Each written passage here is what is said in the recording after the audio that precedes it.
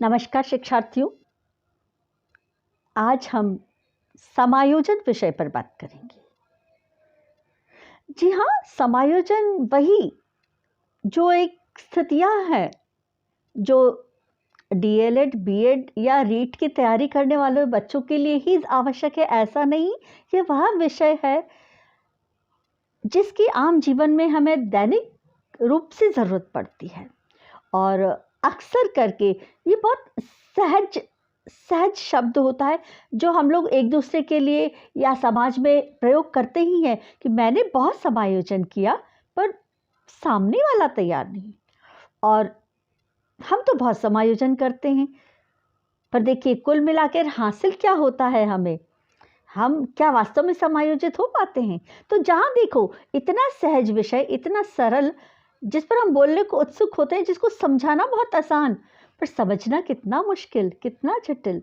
आइए इस पर हम थोड़ा सा चर्चा करने का प्रयत्न करते हैं और खुद समझने का प्रयास करेंगे कि समायोजन है क्या।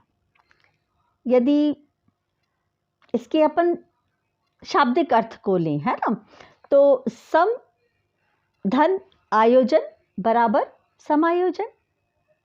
जी हाँ, सम अर्थात समान रूप से, सही या भली भांति को भी हम कह सकते हैं, या अच्छे से जिसको हम कहेंगे उसे हम कुल मिला के समायोजन सब कह सकते हैं।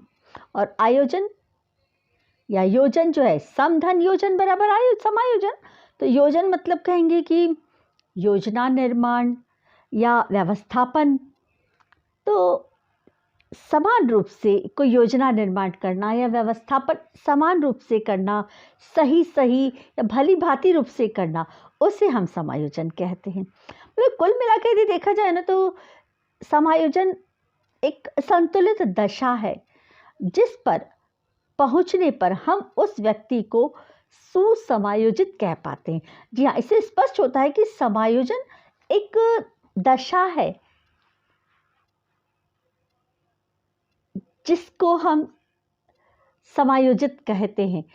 और ये दशा मतलब बहुत आसान नहीं है, जबकि बहुत आसान इसको होना चाहिए क्योंकि बहुत सहज है।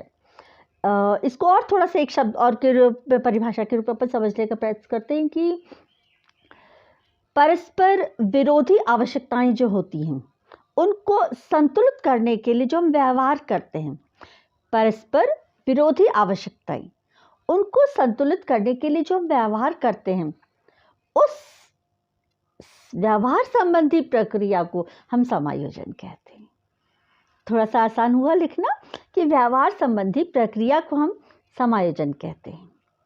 या फिर थोड़ा सा अपन चलो आगे बढ़ते हैं, तो गेट्स की परिभाषा को भी देख लेते हैं। गेट्स ने कहा कि समायोजन एक निरंतर चलने वाली प्रक्रिया है जिसके द्वारा व्यक्ति अपने और अपने वातावरण के बीच, समायोजन एक निरंतर चलने वाली प्रक्रिया है जिसके द्वारा व्यक्ति अपने और अपने वातावरण के बीच, जिस वातावरण में वो रह रहा है, एक संतुलित संबंध स्थापित करने के लिए अपने व्यवहार में परिवर्तन करता है, उसे हम समायोजन कहते हैं। मतलब उन्होंने कहा कि प्रक्रिया है और प्रक्रिया भी निरंतर चलने वाली, एक या दो बार करने से मतलब ये संभव नहीं कि समायोजन वाली स्थितियां सामने आ जाएं। तो हम इस चीज को समझ पाए कि हम संतुलन स्थापित करने के लिए अपना और जो अपना परिवेश है उसके बीच में जो एक प्रक्रिया कर रहे हैं व्यवहार संबंधी परिवर्तन की, उसको हम समायोजन कहते हैं। अब ये जो प्रक्रिया है दो प्रकार से होती है। पहली है प्रत्यक्ष और दूसरी अप्रत्यक्ष। देखिए, प्रत्यक्ष तो वो जो कि प्रत्यक्ष स्वरूप में हमें दिखाई दे रही है।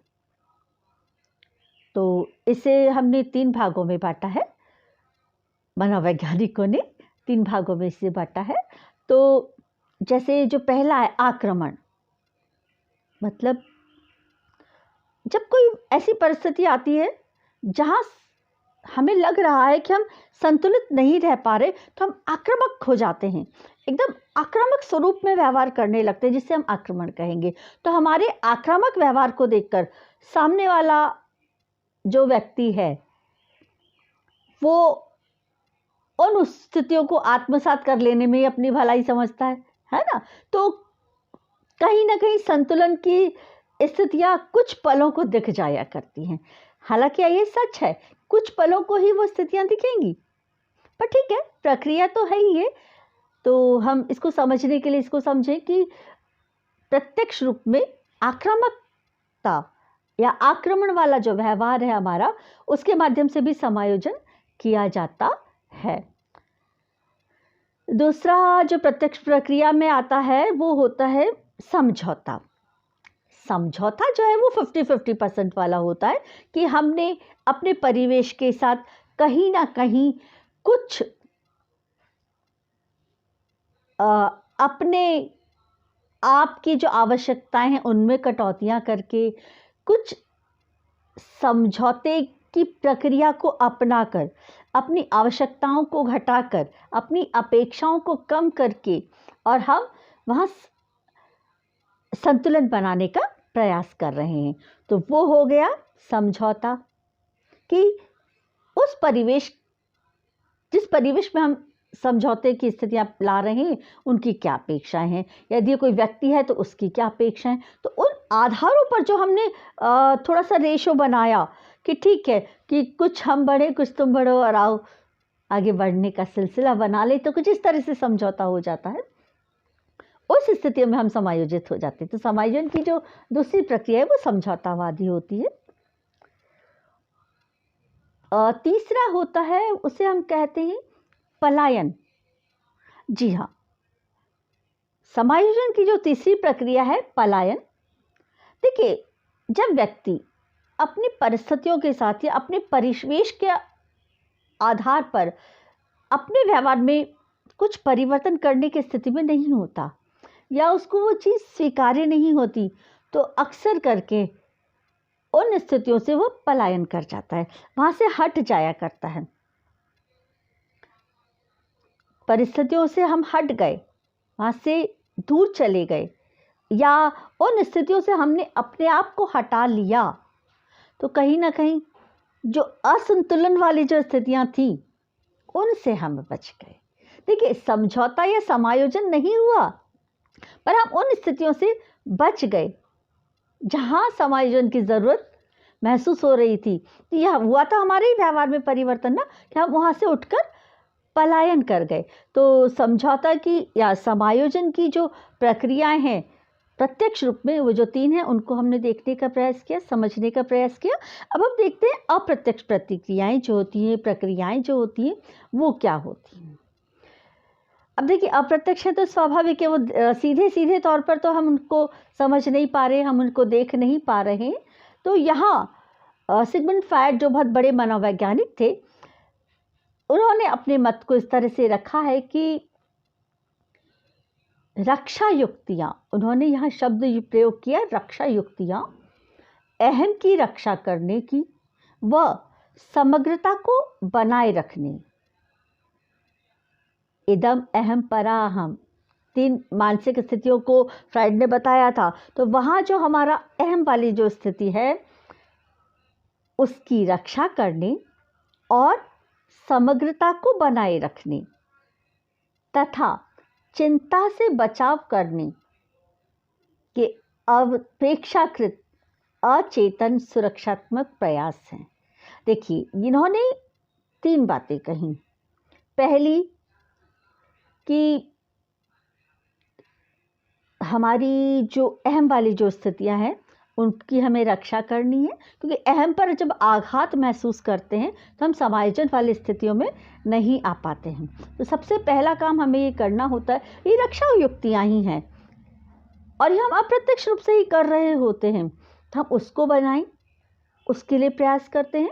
और साथ में समग्रता को बनाए रखने के लिए, क्योंकि समायोजन है तो समग्रता की आवश्यकता है। हम अपने परिवेश में जो चारों तरफ जो समग्रता है, मतलब हर चीज़ उसमें शामिल हो, हम समग्र भूमिकाओं में अपने आप को खरा पाने वाली स्थिति में हो, हमारा परिवेश हमसे जुड़ा रहे, हम उससे जुड़े रहें, मतलब समग्रता का यह मतलब है। और फिर चिंता से बचाओ, मतलब हम किसी तनाव में भी ना आए, तो उन स्थितियों की करने के अपेक्षाकृत अचेतन सुखात्मक प्रयास हैं। मतलब ये अवचेतन में हमारी ये चल रही हैं, हम अवचेतन में इनको इस तरह से करने का प्रयास करते हैं और हम उस तरह का व्यवहार कर जाया करते हैं। तो ये पूरी तरह से अप्रत्यक्ष है, जो दिखाई नहीं देता, पर ये हमारे भीतर अक्सर करके चल रहा होता है और इस तरह से हम समायोजन की स्थितियों में आते हैं या समायोजन की जो प्रक्रिया है उसका हिस्सा हो पाते हैं। अब देखिए, इसमें भी बहुत कुछ है ऐसा कि छोटी छोटी सी जो मनोवैज्ञानिक भूमिकाएं हैं वो सारी इसमें आ जाती हैं कि कैसे कैसे हम अप्रत्यक्ष रूप में अहम की रक्षा करेंगे, समग्रता के साथ जुड़ेंगे या अपने आप को तनाव से बचाएंगे। तो ये देखिए, इसकी जो स्थितियां हैं वो क्या कहलाएंगी कि आप यहाँ खाली लिखने के लिए पॉइंट्स नोट कर लीजिए, क्योंकि इसको समझाने में तो कम से कम 2 घंटे चाहिए और यहाँ भी हमको तैयारी करनी है परीक्षा के हिसाब से, तो हम बिंदुवार क्रम में समझने का इसको प्रयास करते हैं। पहला है दमन। अप्रत्यक्ष रूप से समायोजन की प्रक्रिया के बिंदु जो हम कर रहे हैं ना, दमन, प्रतिगमन, शोधन। देखिए, दमन तो हमने पूरी तरह से उसको दबा लेने की कोशिश की। प्रतिगमन मतलब उस जगह से, जैसे अभी हमने प्रत्यक्ष में कहा था ना पलायन, वही प्रतिगमन का दूसरा स्वरूप हो जाता है। तो हम मतलब अपरोक्ष में भी उस चीज़ों को अपने दिमाग से हटाने का प्रयास कर रहे हैं। शोधन मतलब उन विचारों को शुद्ध रूप में या सकारात्मक रूप देने का हम प्रयास कर रहे हैं, तो वो वैचारिक शोधन हो रहा है, ये हमारे भीतर ही चल रहा होता है। दूसरा होता है प्रक्षेपण। हम आक्षेप लगाते हुए या स्थितियों को प्रक्षेपित करते हुए उन स्थितियों से बाहर आने का प्रयास कर रहे हैं। तादात्मीकरण, हम उन स्थितियों को कुछ और पूर्वाग्रह से जुड़ी हुई या कई अन्य परिस्थितियों के साथ हम तादात्म्य में बिठाने का प्रयास करते हैं और उसके आधार पर हम समायोजन की प्रक्रिया का हिस्सा होते हैं। तो वो होता है तादात्मीकरण। औचित्य स्थापना, हम अपने आप को हमेशा सिद्ध करने का प्रयास करते हैं, तो औचित्य को स्थापित करने का हम प्रयास करते हैं, तो औचित्य स्थापना होता है अगला। क्षतिपूर्ति, हम इन स्थितियों से कहीं ना कहीं कुछ क्षति भी महसूस कर रहे होते, तो उसकी क्षतिपूर्ति का भी हमको आभास रहता है, वो भी हम प्रयास इन्हीं दौरान करते हैं। विस्थापन, हम कई चीज़ों को वहाँ से हटाते हैं, कुछ बिंदुओं को उन चीज़ों से भीतर से निकालते हैं, उन परिवेश में से कुछ चीज़ों को हम विस्थापित करते हैं, हम अपनी अपेक्षाओं को कुछ विस्थापित करते हैं ताकि हम समायोजन की तरफ अपना कदम बढ़ा सकें। पलायन, देखिए प्रतिगमन और पलायन, प्रतिगमन में हमने दूसरा रास्ता लेके निकले तो थे, पर हमने दूसरे रास्ते को अख्तियार किया था कि हम समायोजन की प्रक्रिया में रहें, और पलायन पूरी तरह से हमने उसको छोड़ दिया था, पतली गली का रास्ता नहीं ढूंढा था, है ना। और दिवा स्वप्न, मतलब हम लगातार उन्हीं विचारों में घूमते रहते हैं और उनसे जुड़े हुए ही अवचेतन में कुछ न कुछ घटनाओं को क्रिएट करते रहते हैं, कुछ पैदा करते रहते हैं कि उनमें अब इन स्थितियाँ आएंगी तो हम ऐसा करेंगे वैसा करेंगे, इसे हम कहेंगे दिवा स्वप्न। और इनके आधारों पर हम समायोजन की प्रक्रिया को पूर्ण करने का प्रयास करते हैं। तो ये बिल्कुल स्पष्ट हो रहा है कि जो परस्पर विरोधी आवश्यकताएं हैं उनको संतुलित करने की जो व्यवहार संबंधी प्रक्रिया थी उसे हमने समायोजन कहा था। उम्मीद है आपको आज ये समायोजन स्पष्ट हुआ होगा। मिलते हैं फिर अगली बार किसी और टॉपिक पर। धन्यवाद, नमस्कार।